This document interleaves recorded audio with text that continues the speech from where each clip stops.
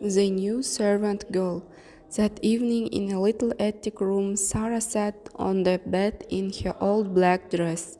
She didn't cry, but her face was white and she didn't move or speak for hours. Late at night, the door opened quietly, and Becky looked in. Her eyes were red from crying. "Oh, miss," she said, "all the servants are talking about it. I'm so sorry, so sorry." She looked at Sarah's white face and began to cry again. Then she ran to Sarah and took her hand. At last Sarah moved slowly. She turned her head and looked at Becky. "Oh, Becky," she said, and that was all. That first night in the attic was very long. Sarah didn't sleep. "Father is dead," she whispered again and again. "Father is dead. I'm never going to see him again." The next morning Sarah's new life began. She learned to clean floors and to make fires. She ran upstairs and downstairs and she worked in a kitchen. The cook was a big woman with a red, angry face. So she said, "The little rich girl with the diamond mines is now a servant." Yeah. She looked at Sarah. "Now I'm making apple pies this morning. Run down to the shops and get me some apples, and be quick." So Sarah ran to the shops and carried a big bag of apples back to the kitchen floor and carried hot water up to all the bedrooms. She worked every day, from early in the morning to late at night. She helped in a school too. "You speak French well," Miss Minchin said to her coldly, "so you can teach French to the younger children. But you're only a servant. Don't forget that." The first months of Sarah's new life were very hard. She was always tired and hungry, but she never cried. At night in her little attic she thought about her father, that in the India all those miles away. "I must be brave," she said. "Father always wanted me to be brave, and I have a bed to sleep in, and something to eat every day. Lots of people don't have that." At first, Sarah's only friend was Becky. Every day Becky came into Sarah's room. They didn't talk much, but it helped Sarah a lot to see Becky's friendly, smiling face. The girls in the school were sorry for Sarah, but Sarah was a servant now, and they couldn't be friendly with a servant. Lavinia, of course, was pleased. "I never liked Sarah Crew," she told her friends, "and I was right about the diamond. There weren't any." Ermengarde was very unhappy.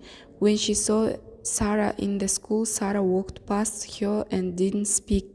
Poor Ermengarde loved Sarah and wanted to be friendly, but she was not clever, and she didn't understand. One morning early she got quietly out of bed, went upstairs to the attics and opened Sarah's door. "Ermengarde," Sarah said, "what are you doing here?" Ermengarde began to cry. "Oh, Sarah, please tell me, what is the matter? Why don't you like me now?" "I do like you," Sarah said. "Of course I do.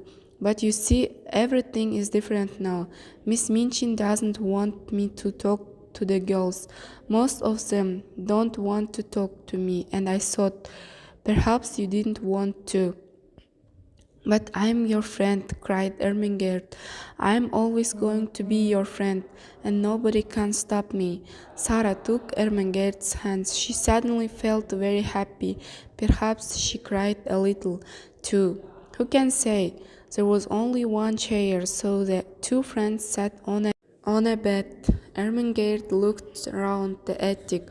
"Oh, Sarah, how can you live in this room? It's so cold and dirty."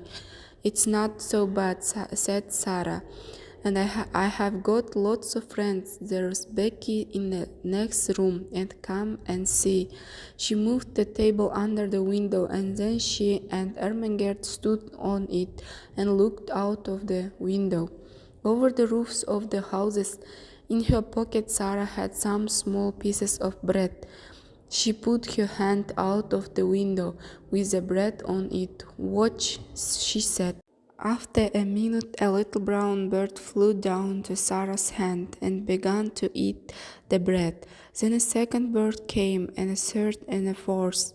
"Oh, Sarah, how wonderful," said Ermengarde.